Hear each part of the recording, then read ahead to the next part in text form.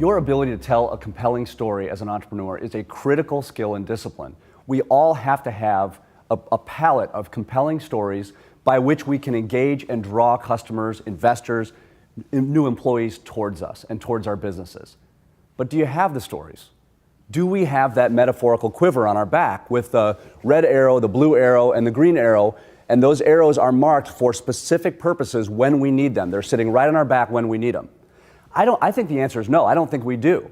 I think, in fact, when we think about stories as a tool or an asset at all, we think about, well, I'll just tell a story. It'll sort of be, I'll pull out an arrow and just woo and let it fly, and wherever it lands, let's hope it's just an engaging story.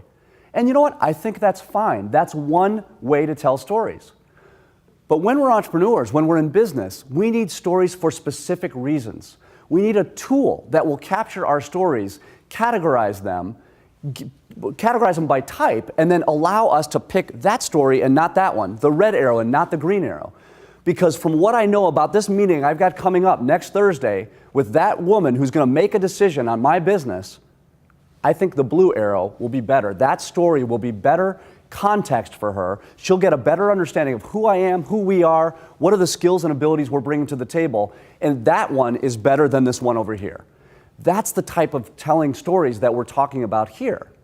But you need a tool, and I call it the story matrix. The story matrix is an incredibly simple tool. It's got rows and it's got columns. Let's start with the columns. Every entrepreneur story matrix should have 4 columns across the top, representing the types of stories that we tell as entrepreneurs: success, failure, fun, and legends. All 4 of those types of stories are obvious. Let's start with success stories. Success stories are, you made a set of decisions, things went your way, great, it turned out, success. Failure stories, very similar, except it didn't go your way. So you hired someone, you decided to build a product in a certain code, things didn't go your way, and you had a failure. Failure stories are not, look what a moron I am stories. They're just failures, they happen to all of us. Mishap, circumstance, failure. Fun stories are very obvious. Fun, I want to tell you a funny story, I want to tell you about something that happened, some mishap, anything. Something with fun to it. And then legends have a 2-part definition. Legends are sort of the way we think about legends is the once upon a time story. They come from history, they come from culture. And then there's another definition of legends. We all know stories about Steve Jobs at Apple. We all know stories about the growth of Anita Roddick's The Body Shop. Those types of legendary stories that we all, because we all swim in the same business culture, we share those stories. So those are your 4 types of stories across the columns at the top of your story matrix. Now, there are also rows. The rows are the categories, the types of stories you have. You might have a type of story that you need to tell to win investment dollars. You might have a type of story to tell to hire new people, to sell. And you might even get more granular, and you might say, well, I have qualification stories, or I have stories that I would tell to help people better set and reset expectations in the sales process. In my first company, 3-4 months in, I went and sold a pharma company, a big pharmaceutical firm, and I was patting myself on the back and feeling great until I realized that unintentionally I had overpromised them, and their expectations were here, and my ability to deliver was here, and it was a huge problem. It quite literally could have put my first business out of business. And I had to backpedal to the point where I had to fire one of my first customers. That was my own fault. That's a story that I would pull from the failure column and the expectation setting row, and that's the key to the story matrix. The key to the story matrix is building it, and then the discipline is I need to select that story about the pharma company and not that other story about hiring someone or failing to raise investment dollars or succeeding over here, because I think that story will be most powerful in this situation. That's the way we use the story matrix. Now, here's another question. Of those 4 columns, success, failure, fun, legends, what is your most powerful type of story? I think most people say success. I actually disagree with that. I think your most powerful story are your failure stories. Your ability to tell a compelling failure story is engaging and magnetic. Those are your most compelling types of stories because they demonstrate humility, they demonstrate the ability to learn, the ability to process, the ability to move quickly and adjust and pivot. Failure stories capture so much about us that go beyond the other 3 types, success, fun, and legends.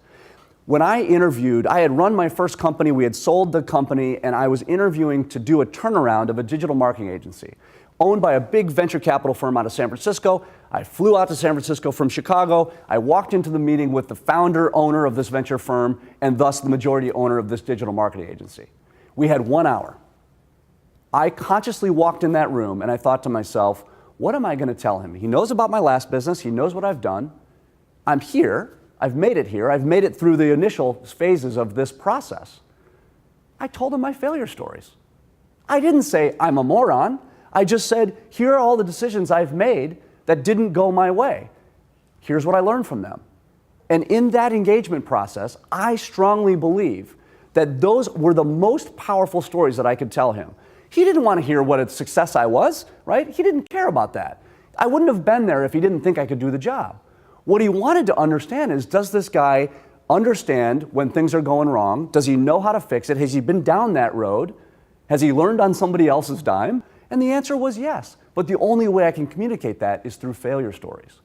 So now you've got your columns and you've got your rows. You've begun to build your story matrix. And you've done the most important thing, and that is you have populated this matrix with stories, your best, most compelling stories. Now imagine you're looking at your story matrix, you're looking down into your quiver of arrows, and you can now select with intention what stories you're going to tell. I'm going into this meeting, and from what I know about this customer or this potential employee or this potential channel partner, I'm going to pick a failure story to failure to qualify. I'm going to pull that arrow out of my quiver and tell that story. Or I'm going to tell a success story in closing a deal. I'm going to pull that arrow out of my quiver, off my story matrix. But you've got it. You've got the tool, and the tool is there to support your effort to sell as an entrepreneur. Because at the end of the day, your ability to be convincing and persuasive with a customer is your ability to tell stories that create context, have an impact in that meeting, and create a magnet by which you can draw that customer towards you. That's the key to the story matrix.